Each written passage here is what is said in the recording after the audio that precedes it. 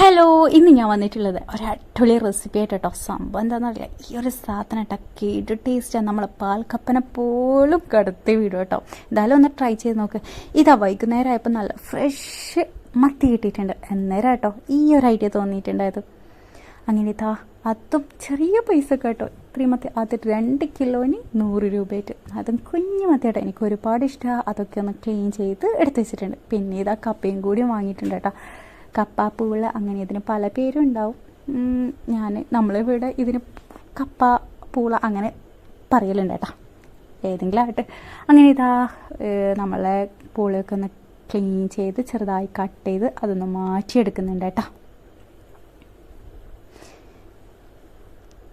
അതിൻ്റെ ഇടയ്ക്കല്ല ഓരോന്നിൽ തെറിച്ച് പോകുന്നുണ്ട്. അതിനൊക്കെ ഒന്നും കൂടി കഴുകിയിട്ട് അത് ഞാനെടുത്ത് മാറ്റി വെച്ചിട്ടുണ്ട് കേട്ടോ. ഇനി ഇതാ ഗ്യാസിലേക്ക് ഇത് മാറ്റി വെക്കല കേട്ടോ. ഇതാ നല്ലപോലെ വെള്ളം വെച്ചിട്ട് അതൊന്ന് നമുക്ക് വേവിച്ചെടുക്കാം. ഇനി ഇതാ ഇതിലേക്ക് ഉപ്പും മഞ്ഞൾപ്പൊടിയും ഒഴിച്ചു കൊടുക്കുന്നുണ്ട് കേട്ടോ.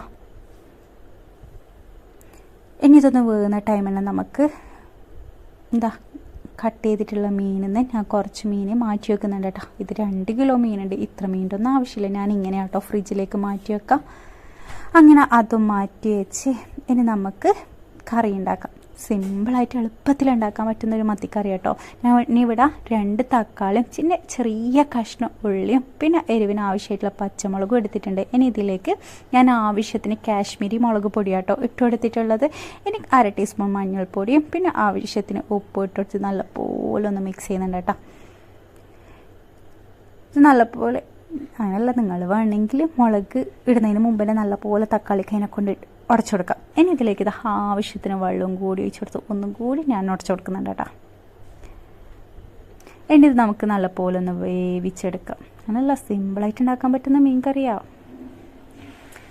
അങ്ങനെ ഇതാ ഈ ഒരു ടൈമിന് നമ്മളിതാ പൂള നല്ലപോലെ തിളച്ച് വരുന്നുണ്ട്. ഇതാ നമ്മളെ മത്തിക്കറിയില്ല മറ്റ് വറ്റിച്ചെടുക്കില്ല കേട്ടോ.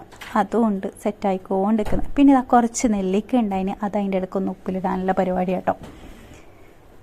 അത് ഇതേപോലെ ആക്കിയിട്ട് ഇട്ട് കൊടുക്കുകയാണെങ്കിൽ വേഗം ഒരു ദിവസം കൊണ്ട് തന്നെ ഇത് സെറ്റായി കിട്ടും കേട്ടോ. അല്ല, ഇവിടെ നമ്മളെ നെസൂനും എനിക്കൊക്കെ ഒരുപാട് ഇഷ്ടമാട്ടോ ഈ നെല്ലിക്ക ഉപ്പിലിട്ടത്. പിന്നെ ചോറ് കഴിച്ചതിന് ശേഷം ഇതൊന്ന് കഴിക്കുമ്പോൾ ഇതിൻ്റെ ടേസ്റ്റ് ഒന്ന് വേറെ തന്നെയാണ്. അങ്ങനെ ഇതാ ഞാൻ പറിച്ച് വെച്ചിട്ടുണ്ടായ കുറച്ച് കാന്താരി ഇട്ട് കൊടുക്കുന്നത്. ഈ കാന്താരി ഒന്നും പോരാ കേട്ടോ, ബാക്കി രാവിലെ പറിക്കണം. ഇനി ഇതാ ആവശ്യത്തിന് ഉപ്പും കൂടി ഇട്ട് കൊടുക്കുന്നുണ്ട്. അതിൻ്റെ ഇടയ്ക്ക് തയ്യാൻ കൂട്ടുന്നുണ്ട്. ഓരോന്നായിട്ട് അവിടെ വലിച്ചിടുന്നുണ്ട് കേട്ടോ. ഇനി ഇതിലേക്ക് ഇതാ ഞാൻ കുറച്ച് സാധാ നോർമൽ വെള്ളം കേട്ടോ ഒഴിച്ചു കൊടുക്കുന്നത്. ഇത് പൂപ്പലൊന്നും പിടിക്കുകയും ചെയ്യില്ല, അതങ്ങനെ കിടക്കും. പിന്നെ ഇവിടെ അതിനൊക്കെ സമയം, അതിനു മുമ്പ് തന്നെ അത് തീരുകയും ചെയ്യും കേട്ടോ. അങ്ങനെ ഇതാ നമ്മളെ പൂള നല്ലപോലെ വെന്ത് വന്നിട്ടുണ്ട് കേട്ടോ. ഇനി ഇതിൻ്റെ വെള്ളമൊന്ന് ഊറ്റി കളയണം. എന്നിട്ട് നല്ലപോലെ ഒന്ന് ഉടച്ചെടുക്കുകയും ചെയ്യണേ. അങ്ങനെ ഇതാ നമ്മളെ മീനിതാ നല്ലപോലെ തിളച്ച് അതിൻ്റെ പച്ചമുളകിൻ്റെ പച്ചമുളകൊക്കെ ഒന്ന് മാറി വന്നിട്ടുണ്ട് കേട്ടോ. ഇനി ഇതിലേക്ക് മീനിട്ട് കൊടുക്കുക. തക്കാളിയൊക്കെ ഒന്ന് ഉടയാൻ വേണ്ടി നിങ്ങൾ ശ്രമിക്കണം. പക്ഷെ എനിക്ക് ഇവിടെ അതിനുള്ള ക്ഷമയില്ലാത്തത് കൊണ്ട് ഞാൻ വേഗത ഇതിലേക്ക് മീനിട്ട് കൊടുക്കുന്നുണ്ടേ.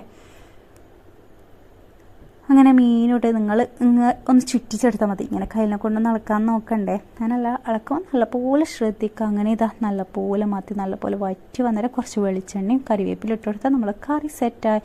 ഇനി ഇതാ നമ്മളെ പൂളിതാ നല്ലപോലെ ഉടച്ചെടുത്തിട്ടുണ്ട് കേട്ടോ ഞാൻ. ഇനി അതിലേക്ക് തേങ്ങ കേട്ടോ ഞാൻ അരച്ച് വെച്ചിട്ടുള്ളത്. അതിൽ വലിയ ജീരകവും തേങ്ങയും മഞ്ഞൾപ്പൊടി കേട്ടോ ഞാൻ ഇട്ട് കൊടുത്തിട്ടുള്ളത്. അത് ഒഴിച്ച് പിന്നെ കുറച്ച് കൂടുതൽ വെള്ളം ഒഴിച്ച് ആവശ്യത്തിന് ഉപ്പും കൂടി ഒന്ന് ഇട്ട് കൊടുക്കുന്നുണ്ട് കേട്ടോ. നല്ല ആദ്യമായിട്ട് ഉപ്പ് ഊറ്റിക്കളയും ചെയ്തില്ലേ. പിന്നെ ഇതിലേക്ക് ഞാൻ കുറച്ച് കറിവേപ്പിലയും കൂടി ഇട്ട് കൊടുത്തിട്ടുണ്ട്.